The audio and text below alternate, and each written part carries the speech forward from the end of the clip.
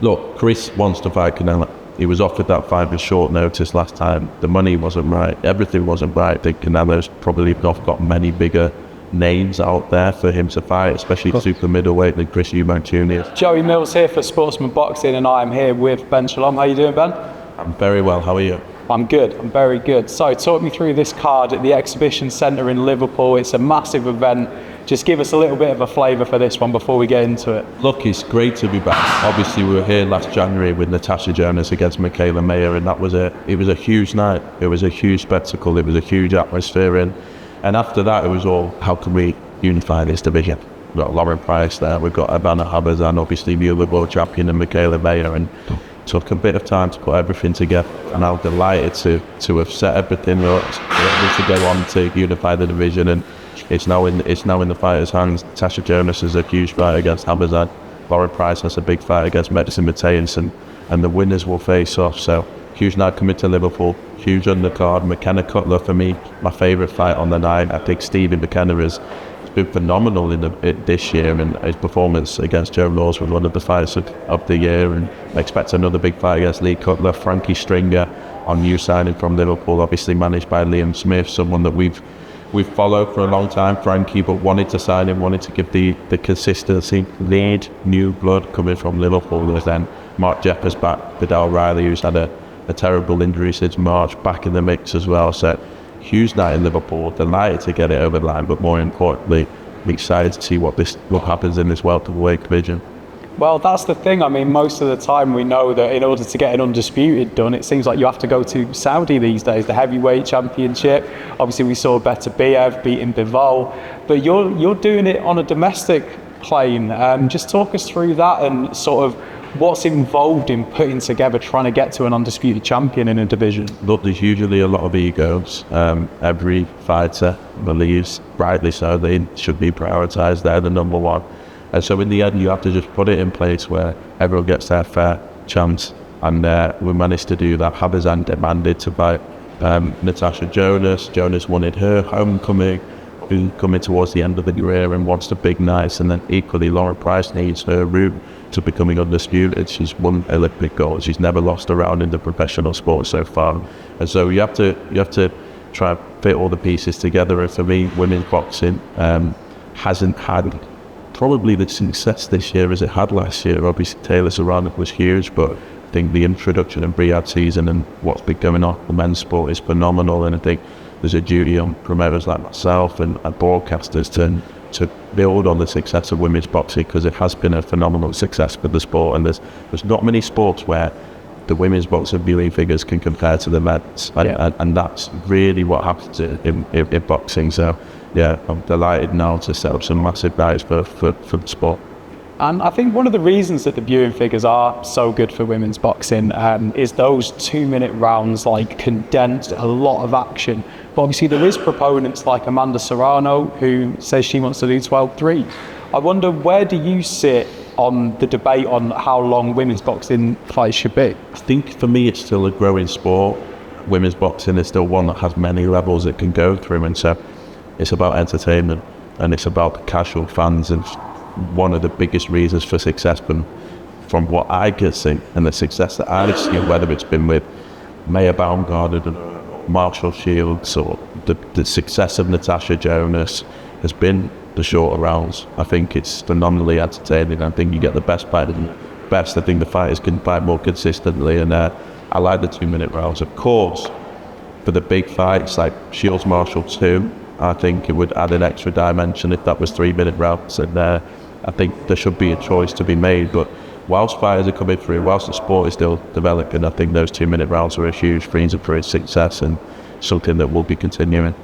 And you touched on Serrano Taylor too. I just wanted to ask, from a promoter's perspective, that whole Jake Paul Mike Tyson event, what did you make of it? Did you watch it? And what did you thinking as a promoter? I couldn't believe the numbers it did, but that's credit to it as an entertainment spectacle. I think as a business venture, Mike Tyson still brings a huge amount of eyeballs, probably one of the most famous people on the planet. So it was always going to bring a lot of attention. I think what it did for Taylor Serrano and the amount of eyeballs on that is fantastic, but for me, it's the blurred lines between is this boxing or isn't it boxing. You'll have had a lot of people potentially watching boxing for the first time and thinking that's what Mike Tyson and Jake Paul is, and I think that's where the danger comes from. I think for me, those sort of events should be clearly signposted as entertainment, celebrity, fighting, whatever it is. The fact that it was under professional boxing governing body was actually incredible, and so to see that go up on BoxRec was equally like it was sad, wasn't it? I mean, to go on Mike Tyson's record, see Jake Paul on there without the context of Mike being 58 and the 2-minute rounds and everything, it's sad, isn't it? Ultimately. It is, and I think that's a circus that boxing really needs to try and get rid of. As I said, huge numbers, huge positives from it, but for it to be classed as the same as what happened the night after with Chris Billam-Smith against Zurdo Ramirez, and for those to be really advertised as the same discipline, the same sport, they're miles apart, they're miles away. And, that's my biggest concern with it. And this is the first time I've sat down with you since Chris Billam-Smith's defeat against Zurdo Ramirez. What are your feelings coming out of it? What are the feelings in Chris's camp coming out of that difficult night? To be honest, he dared to be great. He's done so much in the past couple of years, achieved so much. From going to Bournemouth to selling out arenas, to selling out stadiums, to becoming world champion, to defending his world titles. The next stage was always unification. I got no complaints. I think Zurdo was brilliant. I think it was gonna require a career effort performance from Chris Billam-Smith. We didn't quite get that. His rib went in the 4th round. He at times, started really well, and then we'd always find pockets of success. But Zurdo was phenomenal on the night, and but then to see Chris keep going, I think there's many people in that 6th, 7th, 8th round who quit, who finish, and for him to still be winning perhaps the 2 of the last 3 rounds, that 12th round as well, couldn't be prouder of him. I think every time he steps in the ring, he makes everyone proud, and what he's achieved in his career, people can only dream of. So it was a phenomenal night, and Riyadh season gave us a huge spectacle for the sport, and congratulations to Zurdo Ramirez.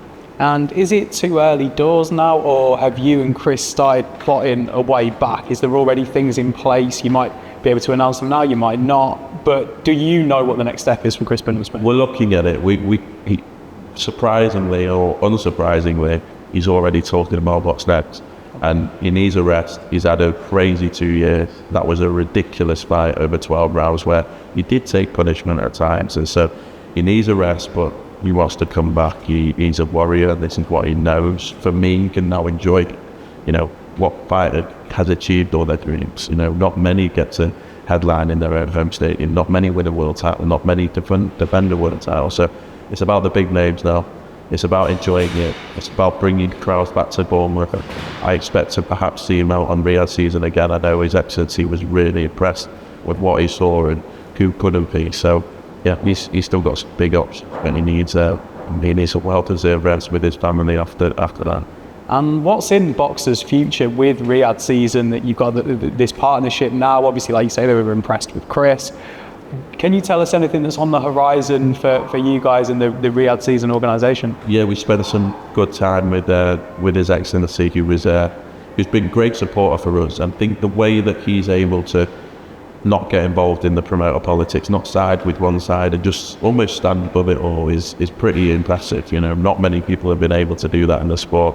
We've got some huge plans coming. Obviously, we looked at the cards that you're planning for next year, and there's some amazing stuff being planned, and discussed a few big fights, and ones that perhaps can be announced in the next week or two. But I was going to say, you can't let one or two tumble out of your mouth, no, Ben? There's some big ones I think people know that are trying to be made anywhere but it's it's a great time to be in boxing, I have to say. I think any promoter that's involved at the moment has never seen anything like this. So hopefully big nights in Riyadh, but equally big nights in Britain. I think this year, because of how successful Riyadh season has been, we've seen the drop off of those big British domestic nights and those sellout shows at the arenas, and that's something that we're going to be working incredibly hard on connection.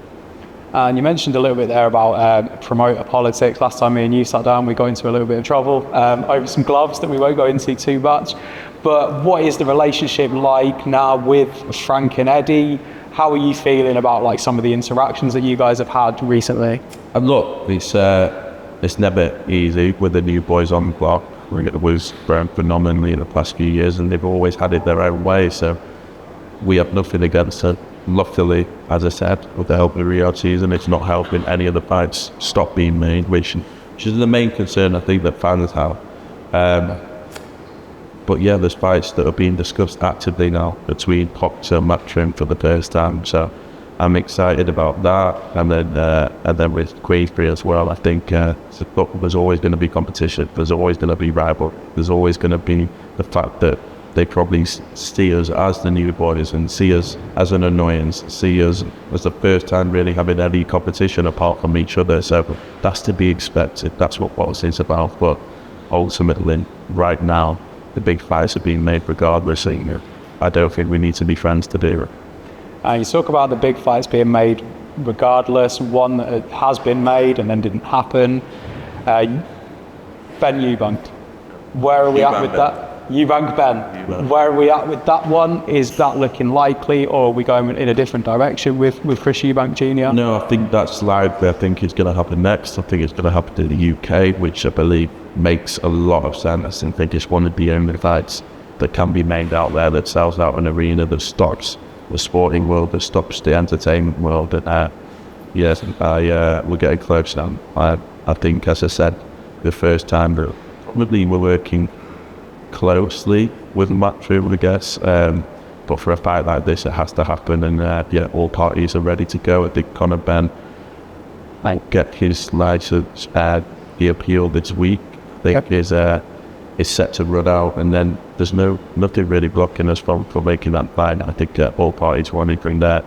Yeah, fingers crossed that'll be open the line in the next week or two. And is it as simple as winner fights Canelo? Is that a path that you're on? I know you mentioned it for Eubank Jr. at one point. Look, Chris wants to fight Canelo. He was offered that fight with short notice last time. The money wasn't right, everything wasn't right, but look, we beat Conor Benn in March or April this year. Then we can move on and look at that. I think that's the dream fight for us. Do you believe it will happen? I think Canelo's probably not got many bigger names out there for him to fight, especially super middleweight than Chris Eubank Jr. So deal with Conor at 160, then perhaps look to try and win a world title, and I believe the Canelo fight will come in. One I just wanted to ask you about, it's obviously not a boxer fight, but I think it's something that affects everyone in the boxing game. Tyson Fury, Alexander Usyk 2, massive fight. Obviously, you've got heavyweights on your roster, so you're keeping an eye on this fight. Which way does it go? Everyone's got an opinion. Which way do you see it going? I always backed Tyson for the first one. I always liked Tyson to win as the Brit.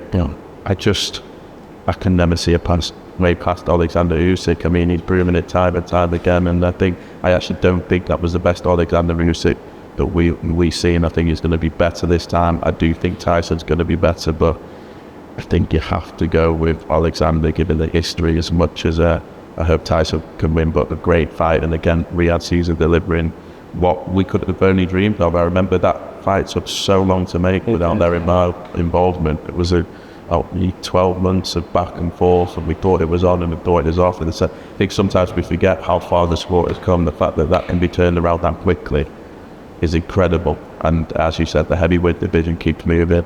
It's one that we've got an eye on, and fingers crossed.